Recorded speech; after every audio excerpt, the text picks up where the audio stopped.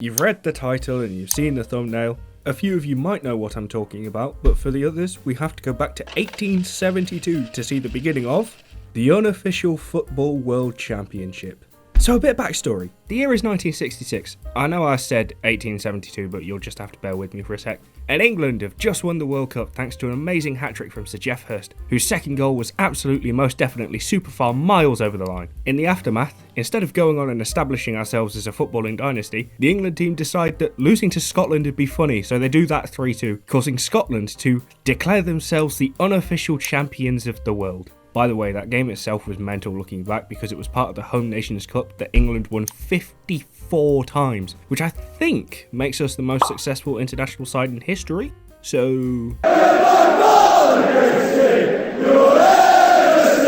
fast forward to 2002 and a group of nerds, a group of statisticians at 442 decide to track every single international game from the first one in 1872 and adopt a boxing style knockout championship to determine who is the unofficial world football champions. England became the first champions after they won 4-3 against Scotland in the second ever international fixture in 1873. That was all before Scotland, literally the only other international football team in the world at the time, won the very next fixture 2-1 to claim the crown.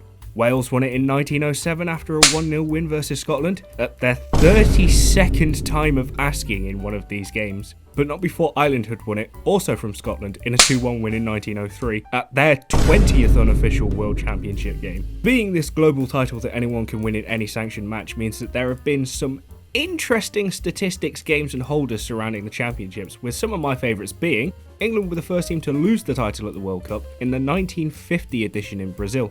Funnily enough, it wasn't actually Brazil, the team that won the tournament, that came away as unofficial world champions, but it was Chile, who England beat at the tournament, who left with the title. What happened was England beat Chile, the US beat England, and after all of that, Chile then went on to beat the US before all three teams were eliminated in favour of Spain. The World Cup winners have only won the championship from the tournament 11 times out of the 22 editions, with the holders being eliminated during the tournament 3 times and the championship holder not appearing at the World Cup 8 times. The last 4 World Cups have all seen the unofficial championship go to the World Cup winners. Despite being the most successful team in the championship's long history with 86 victories, Scotland actually haven't won the championship since a 4-day reign in March 2007, where they beat Georgia of all teams 2-1 for the title, before losing 2-0, understandably, to Italy.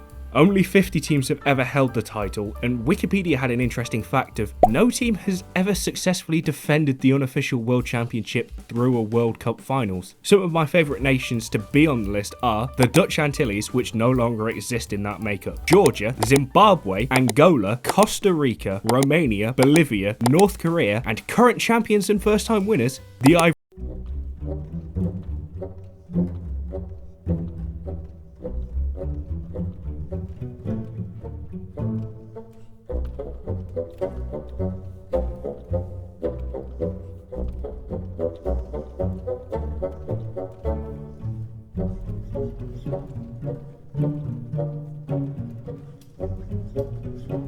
Of the Ivory Coast, they are not only the most recent winners, but they won the championship by beating the 11th most successful champions of all time, Uruguay. England and Argentina are the joint second most successful teams in the unofficial World Championships, having won the title 73 times each. But England haven't won it since a 3-day reign at Euro 2000 that saw them win the title from Germany, only to lose it to Romania in the next game. The last time England competed for the title was the Euro 2020 final at Wembley. Finally, this appears like a great chance for the title to go into AFCON for the first time after being in 14 World Cups, the 1992 Confederations Cup, 10 Copa Americas, the 1963 CONCACAF Gold Cup, 5 Euros, the 2021 Nations League Finals, and the 2011 Asian Cup. So it going to AFCON will cement its global legacy, as it will mean finally that it's been to every continent's tournament, apart from Antarctica of course. Thank you all for watching. If this topic interests you, then I would recommend you check out the Championship's official website, which I'll link below, and or buy the book by Paul Brown, of which his Amazon listing I'll link below. Please leave a like, comment and subscribe, and I hope to see you all later.